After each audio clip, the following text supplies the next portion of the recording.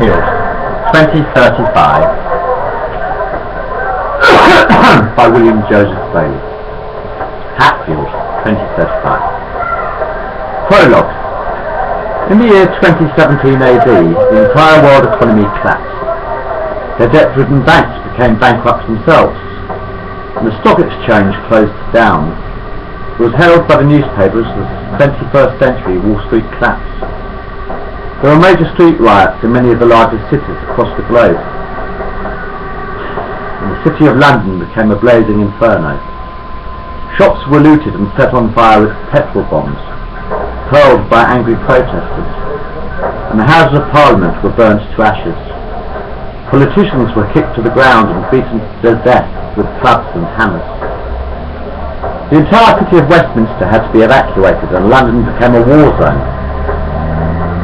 The royal family were put into exile and moved to Belfast in Northern Ireland, and what was left of London was sold to Arab immigrants who now enforced Sharia law in the city. An enormous wall was built around the entire circumference of London.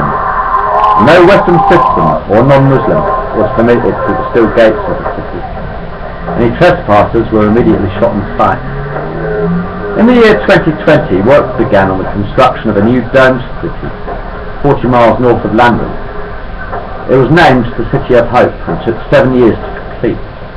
Built by slave labour, workers were paid in food vouchers, not money.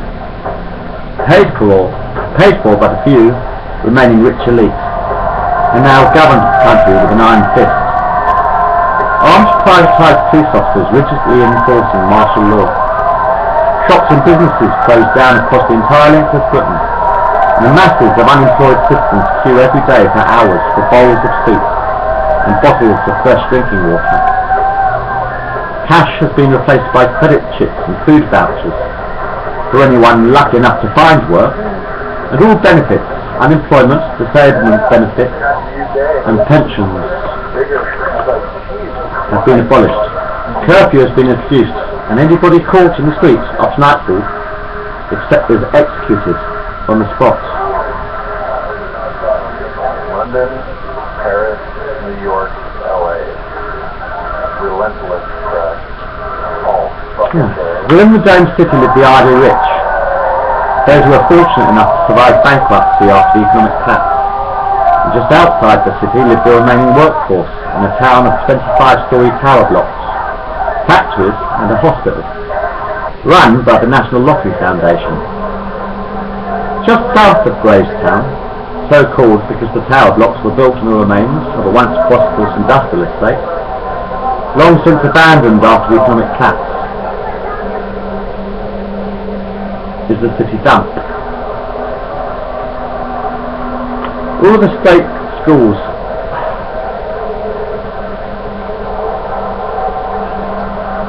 have been closed down. The citizens are expected to work from as young as 5 years old until the age of 50, at which point euthanasia is mandatory. There are no prisons anymore, and the only penalty for civil disobedience is execution. Chapter 1. The year is 2035 AD. A large old rusty garbage truck pulls up outside the gates of the city dump. The gates open automatically and the vehicle enters the scrapyard. The driver climbs out of his cab, dressed in a fluorescent orange uniform and carrying a submachine gun. He fires a few rounds of ammunition into the air, before cautiously walking to the back of the garbage truck. He pulls a lever, tipping the day's rubbish from the domed city into another pile of waste.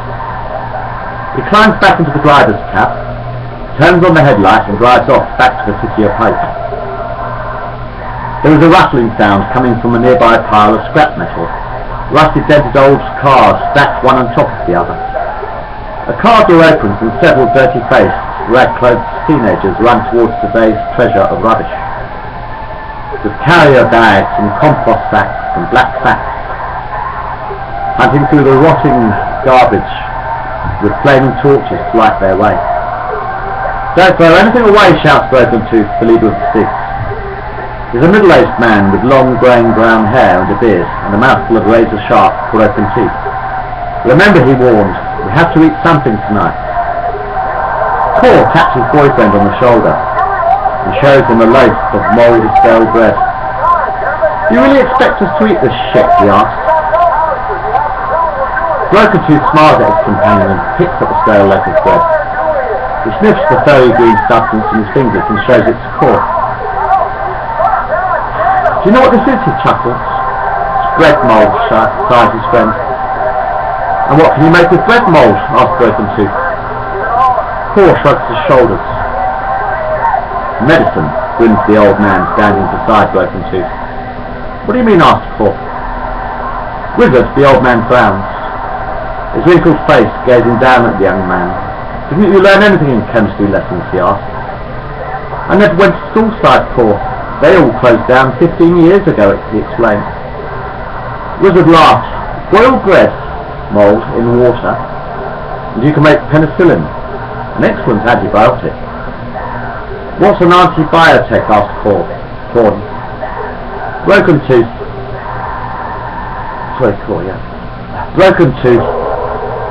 smiles. "A miracle cure, especially for toothache and infections," he explained. "Wizard has been making it for me for several years. He's had a lot of practice."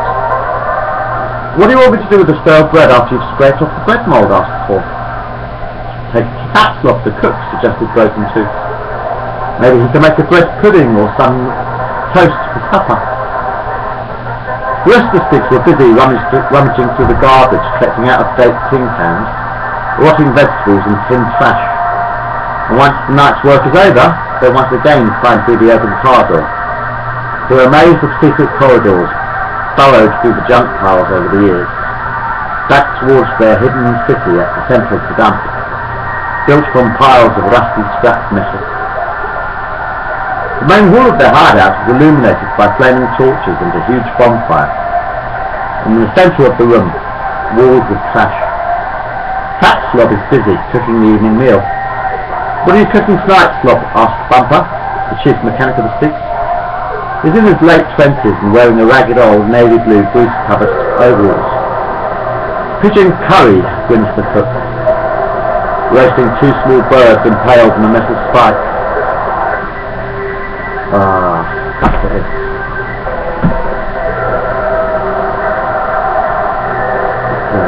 Pause the video. This is too complicated. Alright. Nah.